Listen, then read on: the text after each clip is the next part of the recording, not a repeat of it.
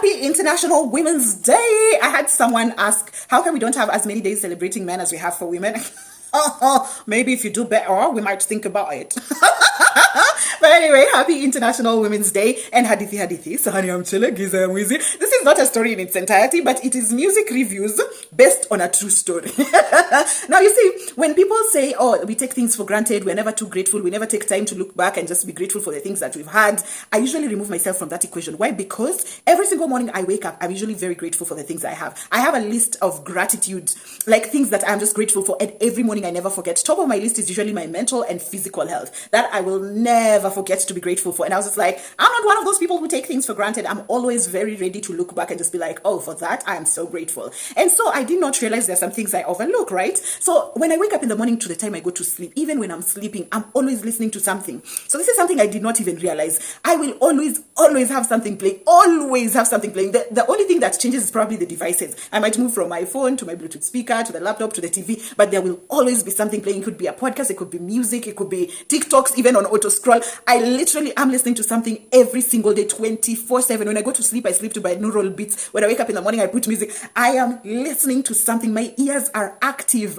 throughout the day. Every day. So I did not realize this until last week when something happened. Now I started feeling some blockage in my left ear. It's a weird kind of blockage. You know that kind of blockage, like when you're in transit, when you're traveling, and then there's pressure in your ears. That energy of inertia when you feel like your ear is blocked and you have to yawn to release the pressure. That feeling. Now I was having it on my left ear and I was like, I don't know what that is. Sometimes I just ignore, right? And then it started getting painful. And I was like, what is this? But then, just sometimes being African is a problem because I was just like, I'm going to get a home remedy first. So I swabbed it with some oil and was like, took a painkiller and was like, okay, let's see how it will go. But then it persisted. And I hate being sick. I hate being sick because I was like, now I'm not in control of my bodily functions. And to me, sickness is not my portion. So I'm thinking, I also don't want to go to hospital because to me, going to hospital is like conceding defeat. Like I am unable to control my bodily functions. And for me, that is the ghetto, is the kitongoji of Donis.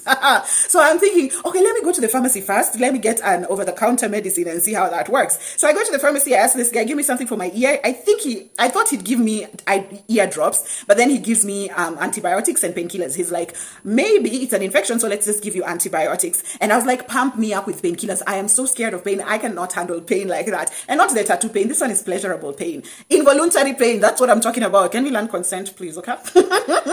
Anyway, I'm listening to this guy also prescribe this antibiotics now. And he's like, oh, take one twice a day after meals. I'm thinking, this man really thinks that house where I live in, we take 2 meals a day. You think there is the luxury of 2 meals in that house? I'm just like, okay, it's okay. We'll find food. We'll eat so that we have medicine because we have medicine to take. So it's okay. So I go back home with my medicine and I'm still taking my medicine, but it just brought me to that idea of thinking, oh, when I say I'm always grateful, maybe I overlook our senses. I always overlook the senses, like the senses that we have every day that we use that I just don't think about, the sight, the smell, the tasting, the feeling, the hearing. And I was just like, oh my goodness, because when the blockage began, I was just like, this is my worst fear. I overuse my ears. I abuse my ears. Like I cannot, if I were to lose anything, please let my ears remain, because how will I listen to music, yo?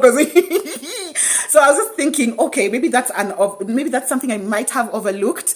Just like waking up and being able to hear, and the amount of things I do with my hearing, even editing my podcast. Like I should start being to the gratitude list. I'm gonna add all my senses.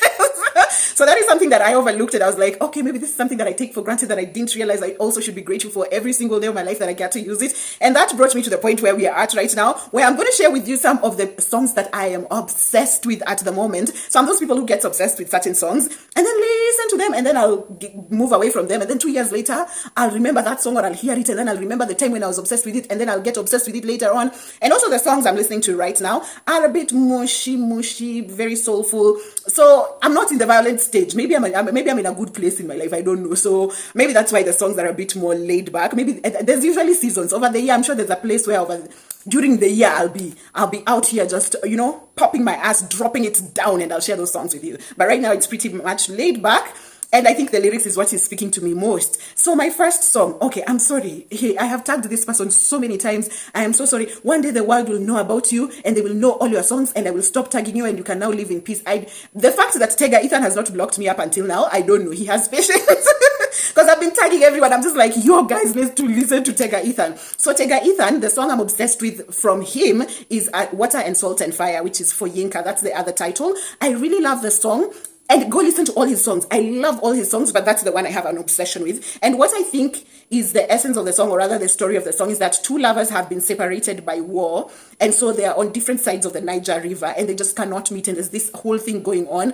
And it's just the yearning. You know how you'd yearn for someone that you love, but you cannot reach them. And they're not fights just because of the inconvenience of things going on here. So that song is so beautiful for me. I don't know why it's so beautiful for me. I've been obsessed with it for a couple of months now. And here you go. You go listen to it and tell me if I'm just obsessed for nothing. But Tega Ethan, I'm sorry, I will tag you until the world knows about you. And then you can rest, okay? The second song I'm obsessed with is Billy Black. Bring it back home, bring it back home. So Billy Black, I think I was listening to Billy Black 2 years ago, and then he disappeared from my radar, and now he's come back with the song Superhuman. So Superhuman is such a beautiful song. This one genuinely resonates with probably parts of my life, and it's just like I'm putting in the blood, sweat, and tears into this, and you guys watch this space. Just watch this. Watch this. Just watch this space and you will see I will blow. Girl, go blow, you know? I love the essence of that song, that just watch this space. I'm going to be the biggest star ever. I like dreams. I like ambition. I like when people speak, thrive into their life. So me, this song is doing that for me right now. Billy Black, Superhuman. And I still have to resonate with that. My third song is almost bouncing off that energy. It's Joshua Baraka with Dreams. So Joshua Baraka's is like, he's now made it. He's made it out. Now he's a big star and he's looking back from where he came from the, you know, from the trenches where you never even knew you never even thought this was not in your wildest dreams, but now you've made it and you're looking back and it is just a song of gratitude. So Joshua Baraka's Dreams, that one is my all-time. I was like, you know, that time when you've now, it's beautiful because there's even a line where he says, I thank the Lord for my mom and dad. I'm not doctor, but I make them proud. My goodness.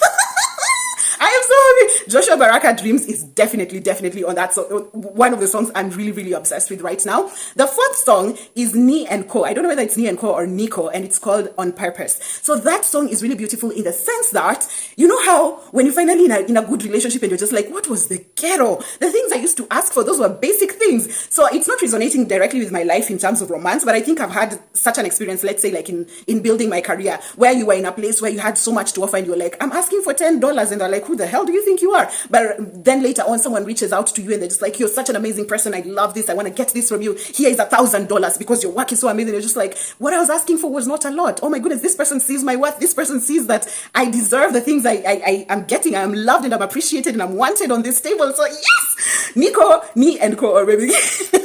On Purpose. And my last song is by Ayana Lee, My Idols Lied to Me. It's a demo, but gosh, it's so packed with everything, with empowerment. And let me tell you, if you've ever been in media, in music, in reality TV, let me say those three because those are the ones I have experience in. The rot in those industries, you can't even begin to imagine.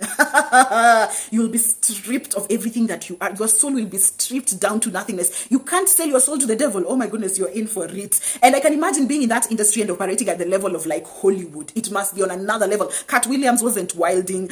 Man, it's like you get in there. I hope you can escape the trap because it's a horrible industry to be in. So basically, Ayana is just saying like when you get there, it's not the glam and glitz that it looks like it is. You know, when you see your idols and you see the red carpet, you think it's all glam. And then you get in and you realize the rot. You get in and realize the things they have to compromise for you to see them in their beautiful, thriving era. And you're not ready, Wena. But I love this song because it's coming from a point of empowerment. It's not giving the energy of Pretty Hearts by Beyonce because Beyonce just basically says, oh, you are seeing this glitz and glams. The story behind it is just a story of scars and bloodshed. Okay, so for Ayana, it's just like, I saw this, I went into the industry, I saw what it looks like on the inside, and I'm just like here to tell you guys, by the way, get out of here, man.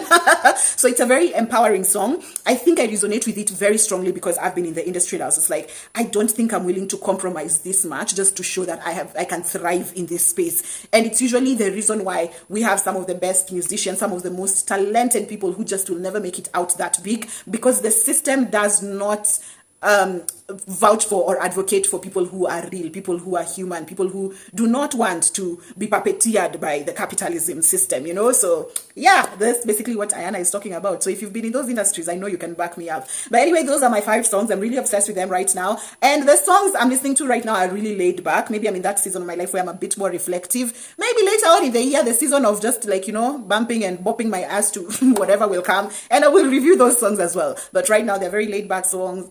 songs, very soulful, and I think I'm very reflective of the lyrics that I'm listening to. And there they are. I hope you enjoy each of these songs. Even if they're not your type of songs, maybe my review just helps. You get the messaging of what it is. That is if my interpretation of what the artists had in mind is what I have interpreted it to be. But to me, it's by the time that song is getting to me, that's the kind of message that it is. It's resonating with me in that sense. So I hope you enjoy my 5 songs. And now I am more appreciative of my ears and my sense of hearing. I hope you will be appreciative of you as too as you listen to them. Okay, bye.